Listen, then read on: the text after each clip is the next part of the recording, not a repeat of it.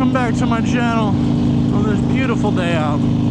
I think it's only about like 75 right now, so moving around, getting the wind inside of you. Hey yo, feels great, man. Today's topic is gonna be another part to my last video. Not a direct part, but we're gonna be talking about gaming again. And a lot of us, like my age, I'm 21, a lot of us were kind of grown up told that video games were this thing that was like really bad for you for some reason. I mean, I guess maybe because we weren't getting outside enough. I think that was kind of the logic behind it. It's been a while since I've been a child, but I feel like that was kind of the gist of things. Was that, you know, gaming was considered a bad thing because you were staying inside all day instead of playing outside. But oh man, we had no idea how bad it would get.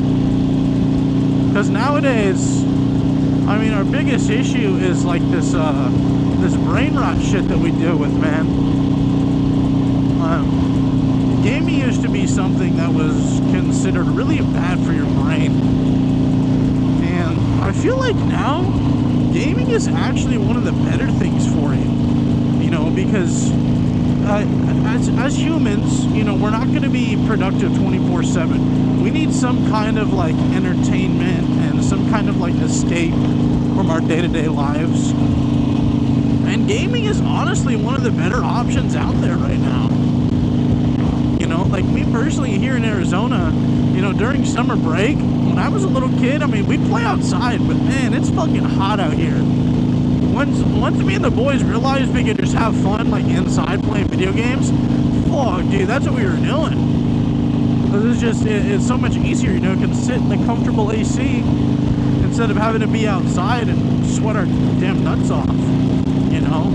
I know it's not the same for everywhere, you know, that's how some people's winters are, you know, they don't want to be outside in the freezing cold. But, I mean, that's how it was for me here, man. It was tough in the summertime.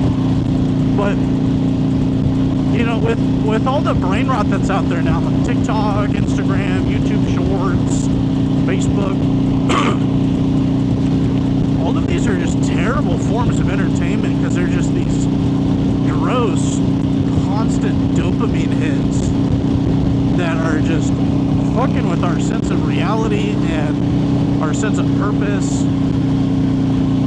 Whereas gaming now is something that helps you kind of stay focused. You know, you may not be doing something productive in a sense by gaming, but you're at least just sticking to one thing and paying attention to it. Whereas like TikTok, dude, you watch a video, boom, on to the next video in either a second, 2 seconds.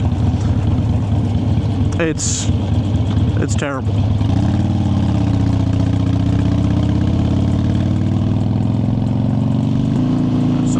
Some brothers behind us. I don't know about brothers, but fellow bikers. But yeah, gaming is now something that you can just kind of focus on, like just make it like your one thing that you're doing. You know, like for example, lately I've been playing COD Zombies in some of my free time because I have a lot more free time now. And I'll play COD Zombies, and even though I forgot how to do the majority of the Easter eggs, you know, me and the homie will try to remember things out, watch a little Mr. Waffles here and there if we have to, but, you know, overall it's a great thing to do. You know, it keeps us busy for however long the game takes, you know, whether we die in 10 minutes or we survive for 3 hours and get bored and go to bed, or we'll just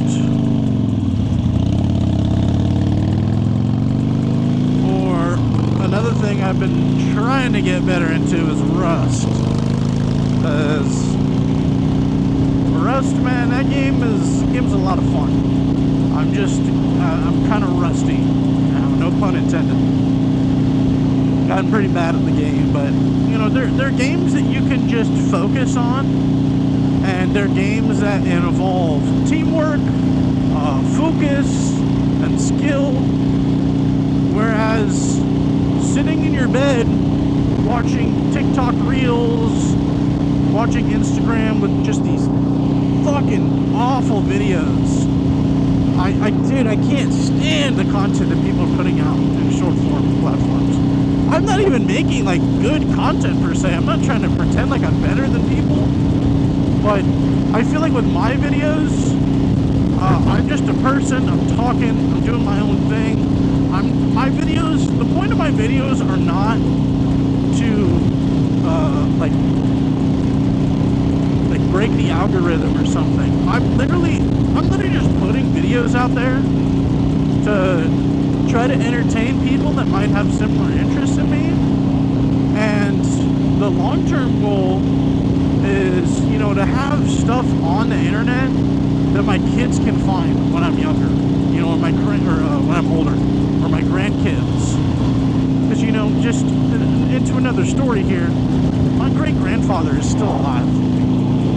And I unfortunately don't get to see him much.